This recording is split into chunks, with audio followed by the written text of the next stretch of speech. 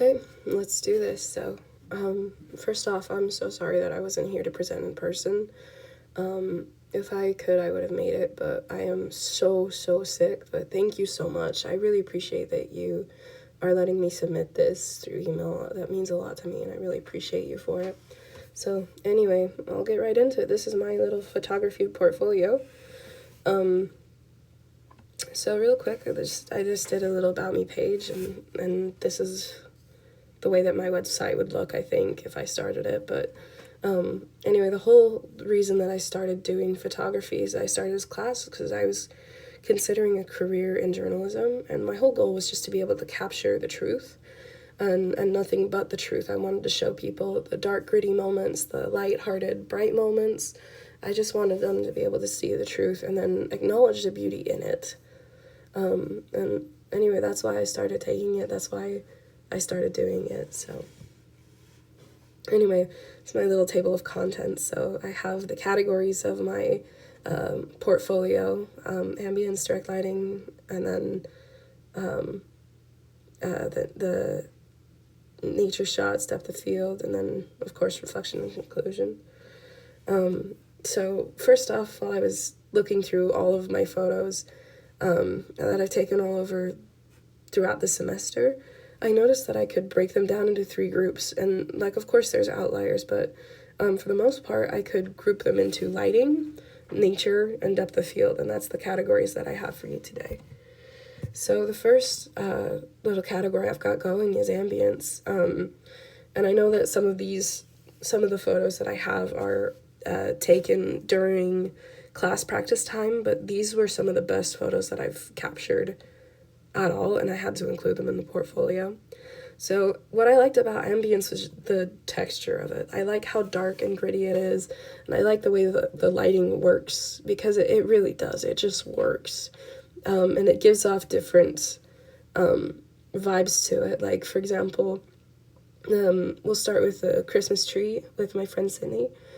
The whole atmosphere is just so warm, it's so bright, it's cozy, and it captures details, but at the same time, it has enough bokeh to it that it just creates a warm and inviting atmosphere that's dark and it's quiet, but it's very, very warm.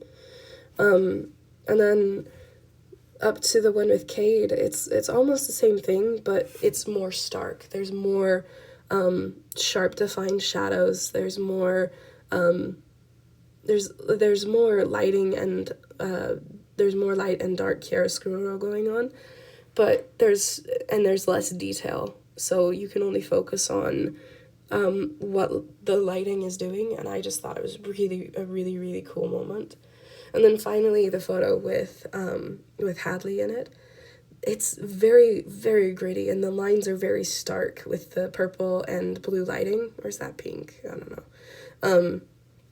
Anyway, it's just a very stark contrast in color, but there's also the shadows of her eye, of her nose, that are very, very vivid and very beautiful, but the vibe is sharper, and almost, to me, it's almost colder, but it's very... it's forgiving and unforgiving in the best way possible. Like, the lines are very sharp, but the lighting is blurred and dark, and I just thought it was one of the best photos that I've ever taken. So that's why I chose to include it in this final portfolio. The next category of light that I have is the direct lighting. 2 of these photos are direct sunlight, and the other is just direct, harsh, white light. And I chose Cade again because A, the mustache is phenomenal. B, I got a lot of really cool detail. Like, between his eyebrows, you can see the detail and the grit of his skin. You can also see defined hair from, his hairline and from his beard and mustache. It's very stark. It's got a really sharp contrast to just how dark the room was when I shot the photo. But it's very a sharp beam of light and a really sharp contrast, and that's why I included it in direct light. The next 2, like I said, were direct sunlight, but one had to do with leading lines and the beam of light, and I just love the one with the model because it's so poised. I was so lucky to get this shot. The lines are sharp, the contrast is vivid, and it's absolutely beautiful. Like, it draws the attention in, and the lighting makes her look absolutely breathtaking. I just thought it was awesome. And then there's more direct lighting on the one with Alina, but the sharp beam of light, when contrasted with the texture of the wick that we like the wicker that we were using, it draws different attention. Her eyes are really sharp in the lighting, and the contrast of the shadows of her coat, of her skin, of her jawline, and of course the little wicker thing that we were using. The lines are still pretty sharp, but it's even brighter, and I didn't have to do a whole lot of editing. I tried to keep the style very minimalistic and just kind of touching up features as I could. So that was direct lighting. And finally, indirect lighting. And this was my favorite example because everything is very, very soft. There's not really sharp lighting. You can see the wrinkles in her clothes. You can see the detail on the stones and the leaves. You can see like the detail in her hair. Everything is just ever so soft. And it really brings out the way that just the shape of her, like, I know that sounds weird, but Alina is a very angular person, and even with all the soft lighting, like, it softens the edges, but at the same time makes it noticeable and makes it sharp. Like, the eyeliner in her eyes is just so beautiful, and she was such a phenomenal model to work with. Anyway, that is my little portfolio on lighting and of ambient, direct, and indirect. And moving on, I know that it says Avery Davis in the corner. That was the name of the template I was using. All of this is my work. I'm so very sorry. But yeah, anyway, I learned that I have a pattern when I do nature shoots, is that I really like the dark, gritty backgrounds that kind of capture your focus, and have them tempered by something brighter, something softer. For example, one with a footprint, the soil is gritty and wet and very dark, but the leaves have enough sunlight on them that they draw the attention and kind of lighten the moment. The leaf in the top right-hand corner is self-explanatory. The beam of light that comes across it and makes the color pop. It's a vivid contrast to the kind of dark and gritty stone that I put it on. And then finally, one of the first pictures I took, and remains one of my favorites to this day, is the gloom of the water, and then just how gritty and dark everything else is, and it's brightened by the blue light reflected in the ripples, and then the green of the aquatic life and vegetation. So like I said, it's dark moments, gritty moments that are very gloomy, very very, very dark and brooding, but then they are brightened up by moments of color, moments of light and brightness. And also, I'm still so proud of being able to catch the droplet mid-fall. That's why I have the water photo in this portfolio. The other two I chose to include because of the detail and just how stark they were and the contrast. But yeah, I'm just so proud of the water one. Anyway, depth of field was another one that I was really I got pretty comfortable with doing.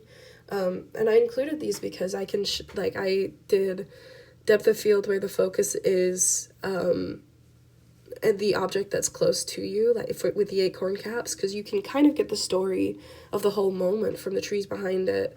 You don't need to see them, you just need to know that they're there. The focus is more on the grittiness of the rock and the pattern of the acorn cap itself. But I also did changing the focus to things that you can't see but want to see better, and I did that with leading lines. I used the stair railing to kind of direct the viewer's attention to the town, to Alina, to the tree, and made them kind of look beyond what they could see to what they couldn't see. The bokeh on each of these I thought was fantastic. Just the soft lighting, the blurs.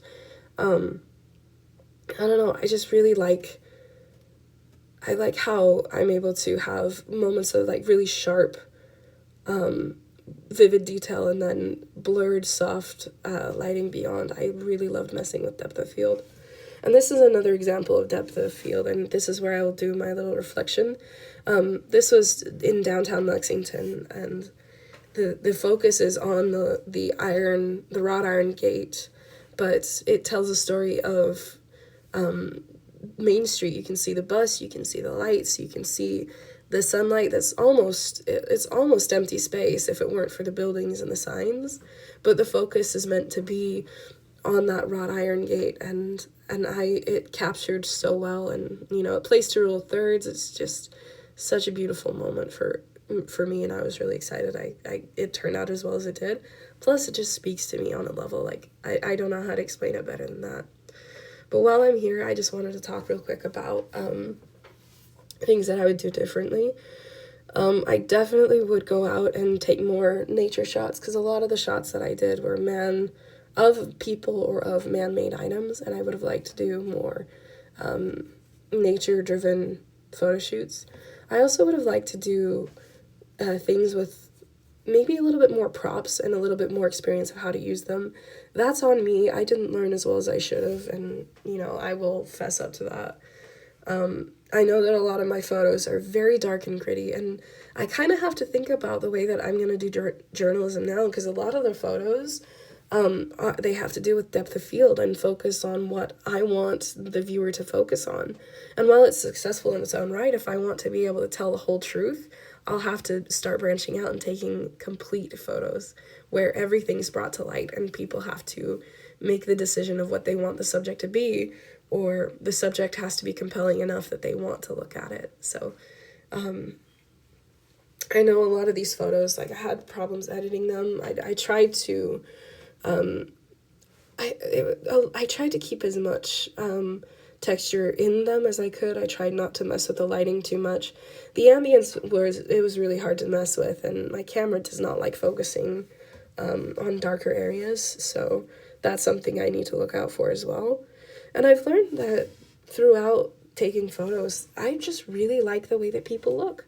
I know that's a really odd observation, but I went from, oh yeah, she's really pretty, to, holy cow, I need to get a photo of that. I need to take a picture. I need to do a photo shoot because people are just so pretty. And that's something that I don't know if I really understood until I started doing this class. And so I have you to thank for that, and I really appreciate it. But anyway, I'm going to wrap this up with just one of my favorite pictures. I don't know why that makes me so happy. It just does. But anyway, that's my little portfolio. Those are the photos that I think are the best, the ones that came out the best, and the ones that I edited. Again, thank you so much for letting me submit this through email and online. I appreciate you so much for that, and I am so sorry I caught the plague. If my eyes were not red and swollen, I would come in today, but nobody wants what I've got. So just thank you so much. I appreciate your teaching, and I hope you have a wonderful break. Thank you.